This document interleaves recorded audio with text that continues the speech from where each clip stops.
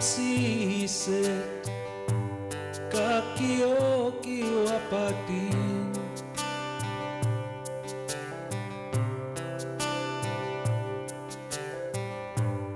Utiaski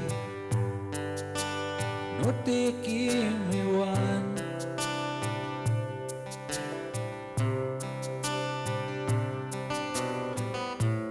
Kuta Okisigaw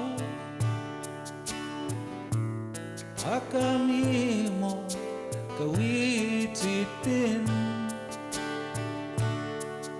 Itos kutsita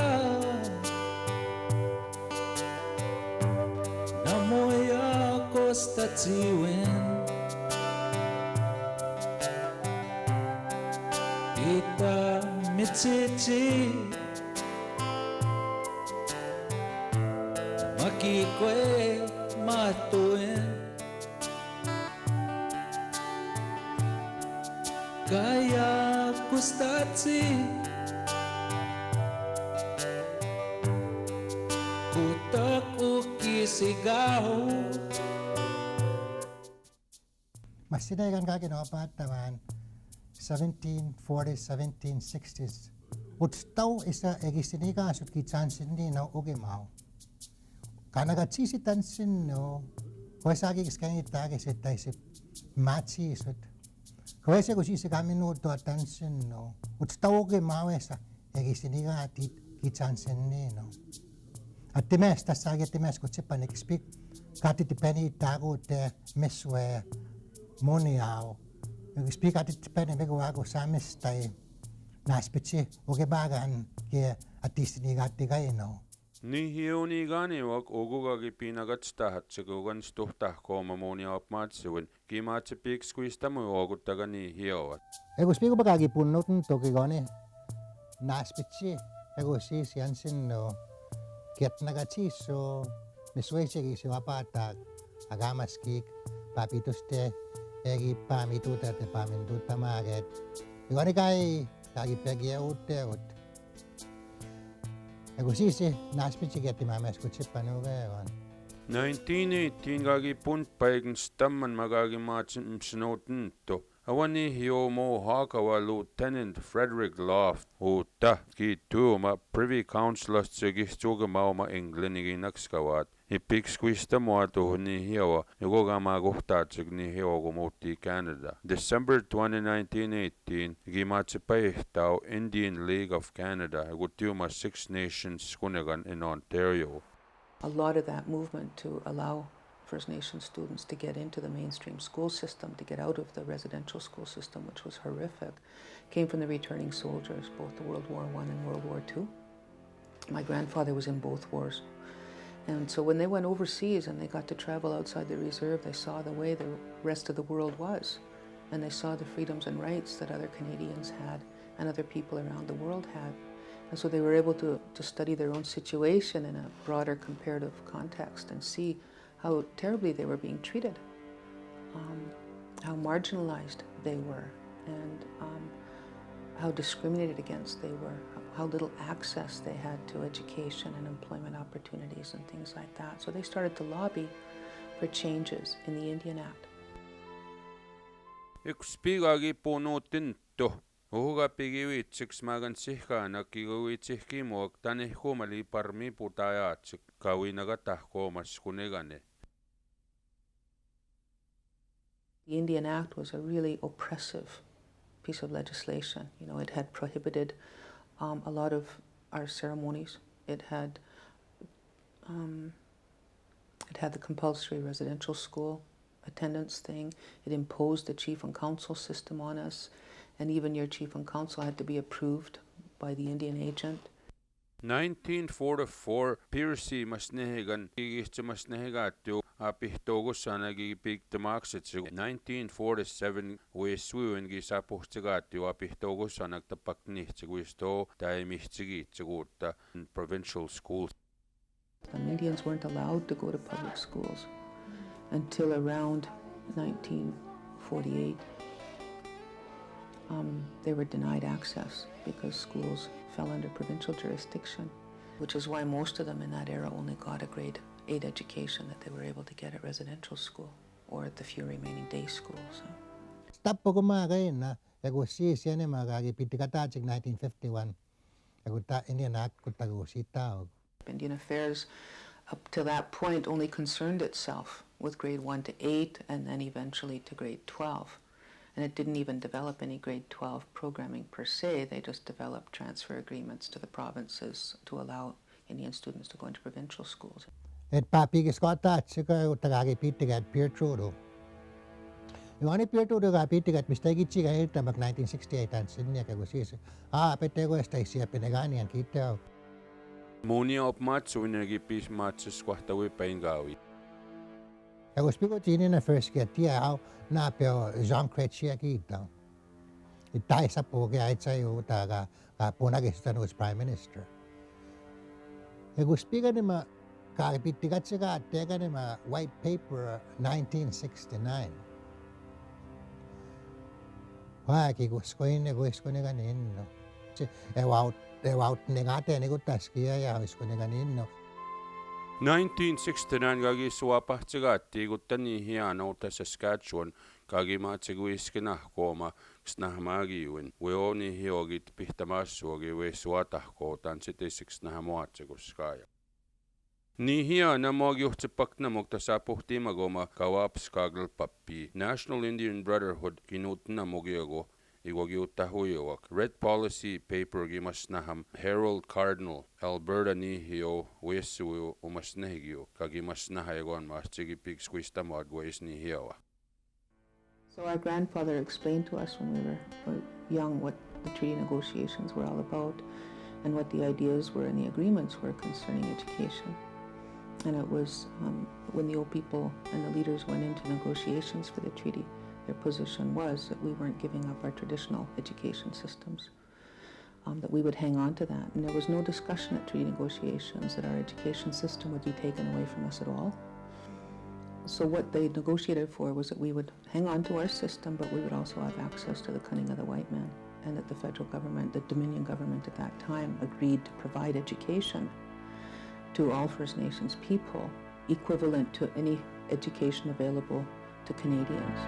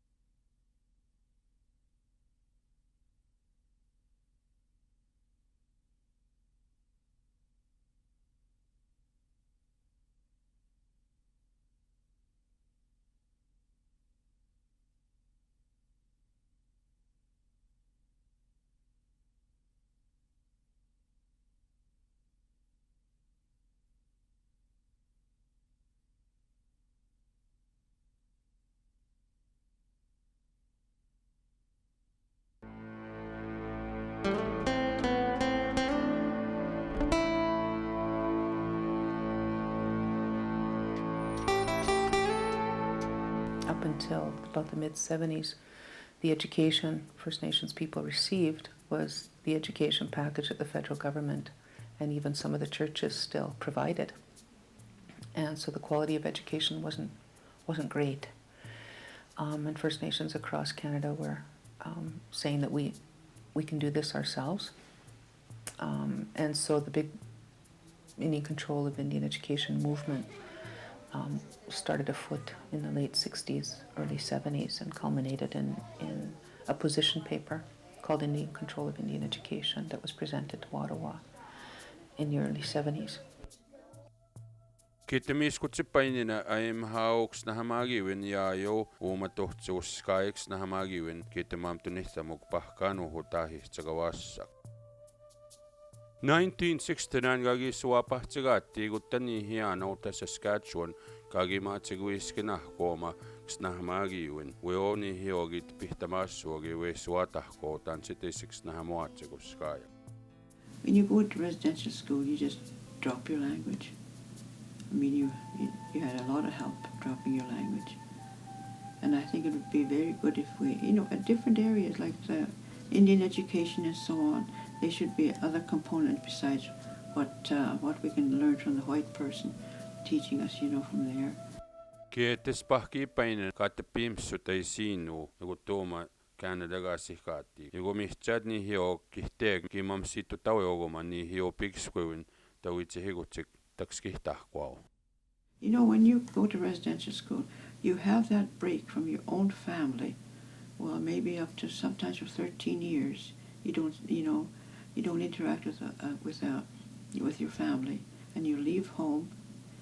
And all through those years, a lot of us missed our adolescent years because we were spent in the residential schools. So we didn't know how to live in between there. Niin hiana, koissakaop matsuunkin matsuhpigin. 1972 in Stam, Kagiusihtirati kumuta, Saskatchewan Indian Culture Center. Eguaya. Yagoba mo at Stamuma, the first one made on. Egiusihtirati guys an institute at the provincial level that serves First Nations. Yagoma igomam ne mo at nika Egiusihtirati ugmaha na Egiusihtirati. Ako sit kumaya kanakatuhihuma. Yagomena ya pusihta kawisihta sumaga in the area of language big school na no. Pegan mi napita igusanag. Apita igusanag ako kiyaw peg na peo 1969 the outsiders kitsaga teo nama 180 mik igapu mamitreni mi tapita igusanag wasis.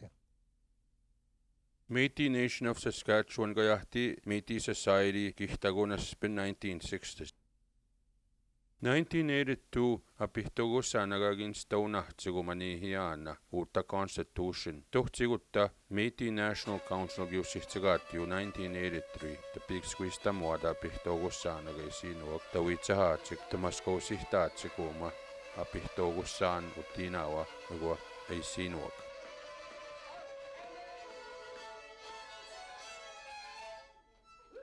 The political relations between the Métis Society and the province of Saskatchewan were quite strained because for a number of reasons. There was a number of social, economic issues that we had put before government, and it didn't seem that they were listening. And it was brought to our attention at one point that the Prime Minister of Canada would be meeting with all of the premiers in Waskesiu. So we blockaded the roads into Waskesiu. There was approximately 500 people that showed up, and shortly thereafter, the province of Saskatchewan agreed to sit down with the Métis Society of Saskatchewan. Kiisuhkip magutsen oga pihtogussa na governmata kuin tuhtagutse ku hohtse ei mihtsigivin na toskivin nagu nanatugi ku tiina oma naga pagamskagutsik. We pats 1970s sak tava pihtogussa na kimaskahtu oguma lekkoltat pihtahkoogistsuag. Government high we gave our own school. We wanted our own board to be in place. And that's where the it was the church versus the Métis Society of Saskatchewan, I guess you would say at that time. And the fight was on. I think the power base was starting to shift more to the community, going away from like Smagansak, Ugimawak, Dakter, Wayos. We waoke, egunigo ga keep naniga nista gigamaksknama suin. Epteva mats notin toto. You apahta that you anihta to their group of people. They were one, we all not to hit it the way. Anno sihtawak ni hioks na hamagiwak ini hio big squeetsik.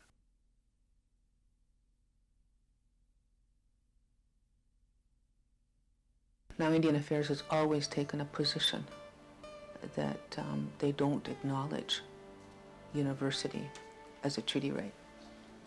Indian Affairs has always taken a position that, and their position is based on a literal interpretation of the treaties, that their treaty obligation is only to provide elementary school education, all that which would have been available in a little schoolhouse in the country. Their position is they weren't responsible for post-secondary. And of course that's totally the opposite of what a lot of our oral historians tell us about our treaty rights to education. Kita pui maganu magagi sagawata koks na hamagiune. Ano sigogot siyo go big squeevnina taks na hamagi tsigutti na hamagiune.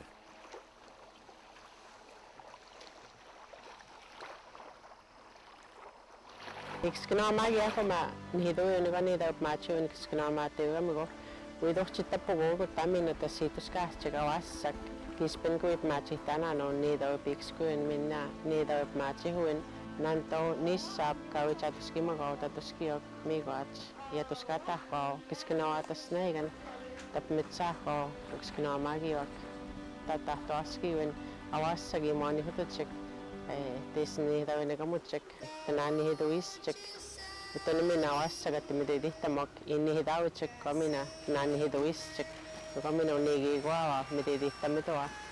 I've never had one Aboriginal teacher as old as I am, you know, took lectures and all that teachers were and they never put themselves up to learn our language. So we had to learn theirs.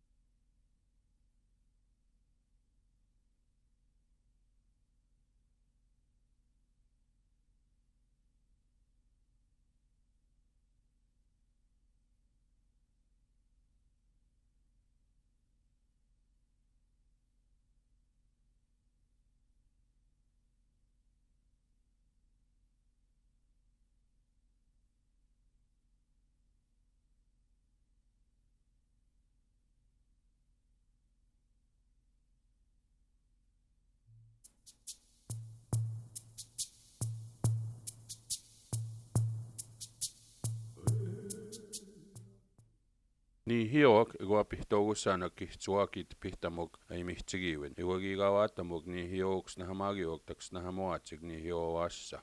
People had entering into universities in the 70s was that they weren't adequately prepared. The on-reserve education they received was of pretty low quality, and so they were having a really difficult time in the university system.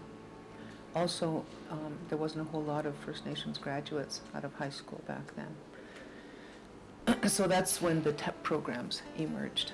Well, ITEP actually, we like to think of it as a result of the 1969 Indian control of education. We were probably the first program in Canada to take on the challenge of developing and implementing a First Nations teacher education program. Enrollment escalated from 21 students to over 186. Our numbers right now average approximately 185, 200 students per year. So at the same time where you've got First Nations communities taking over funding programs, you've got Indian Affairs capping the money. See, so there's a couple of things happening here. Just as the numbers start to increase, Indian Affairs caps the money. And as soon as First Nations start taking control over administering their own programs, Indian Affairs caps the money. Apihtogussa naguisto moi piahtagi mats pehtauks namagiun. An idea was formed in 1976 at an Amnesis educational conference. A group of Métis and non-status people got together and felt it was necessary to create a Métis-specific institution. And part of the thinking of the day was there was a recognition at the time that mainstream institutions were not meeting the needs of First Nations and Métis peoples. This was evident if we looked at many of the socio-economic indicators of the time. Métis people at that time felt that if we had a Métis-specific organization and it was Métis-controlled and constituted with our values and culture, that we could improve those numbers and we could more equitably participate in the Canadian and Saskatchewan economies by preparing our people for jobs and allowing them to earn an income for their family. 1976 san tapki mats pehtauak tatuskatahko matanihka pihtogussana vassaga maguhtaatsik moniao ksnahamagiuni. Within our SUNTEP program, we would have 180 students per year, and typically we would have a graduating class of around 15 to 20. Throughout its history, SUNTEP has graduated over 700 students, which is a very powerful number when one starts to think about it. Iwagiwit no Northern Teachers Education Program goeski kaskehogni hio kiwit nuksnahamagiwag ta Sapohtew. Gipoyan ITEP in 1980. Kawed gipitohtan SUNTEP iponihtayan ma the Bachelor of Education degree. Pekuta nama six nama gano ta NORTEP. Kagiopigyan o makapix nama soyan namagigwe nihio snamagiwak nigiwap mawak egotsin ya kagigawat tamanoma the taksnamagian. And it's interesting that the earliest university graduates were educators. They came out of education faculties, they came out of social work faculties, or they came out of the ministry. So more and more we're gaining control over our own lives. We have a long way to go yet, but you know, it's changed, you know, substantially. I can remember in the 70s, early 70s, late 60s, when there were meetings, you know, the white people, the conservation officers, other people in authority would go to the front and they would run our meetings. Now people really were more subservient. Although they didn't like maybe the way things were happening, they weren't overly vocal. But so the Métis people basically have achieved that sense of, I guess, decolonization, if you can call it that. So it is a massive change. Kita pui maganu magagi sagawatahkoks na hamagiune. Ano sigogut siyogo piks kuibnina taks na hamagi tsigutti na hamagiune. Well, First Nations University of Canada was, as you know, it was called Saskatchewan Indian Federated College back in 1976 when it started. The Federation of Saskatchewan Indian Nations had seen the need for First Nation university graduates and saw that very few people were getting through the other universities, and so they had for several years really tried to find a partner that would work with them to develop a First Nations university. Koeskia tuskaattam aida vaasakkeisuutti 1976 tamatsipehtaat SIFC Iguma Instituutuutta FSI-nit pihtahko Iguma otsinstam ksnahamagiwin igihtaguutta North America. Koeski tsigaskitao skoniganinno utautsi Saskatchewan kaitsikaatek. Mistai suganettagaganiittaaga negosiisi utstau kitsansinni negosiisiga mamait kaskiittao tasugigapaistaagere. Umottagaginopaattamaat Kiskinwahama utstapugayaatte egipap mamitreitamigot kitsansinnino anutsigagiopaatenano esaputatat kitsigaskiittaavaguge Federation of Saskatchewan Indian Nations kaititsi kawitatus kemaatsikitsansinnino kaskiittaavage saputataatsiguma kayaatteutsi tipamaattuin treaty rights kaitsigaatek egutautsi tautsipaniguma kaasuugimigakere mistekitsigaskiitanua.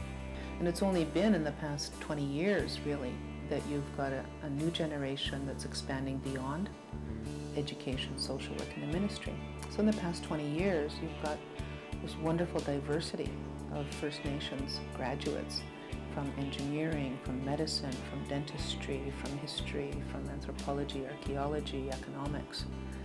And you've only seen that phenomenon recently. It's a really new phenomenon, so that many of the people of my generation, for example, were the first Indians to graduate in their graduate programs.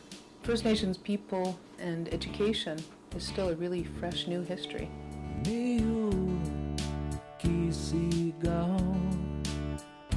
Mr. Hey, Kiskinwahama, wapake kawapatino, wahyo ipimutia.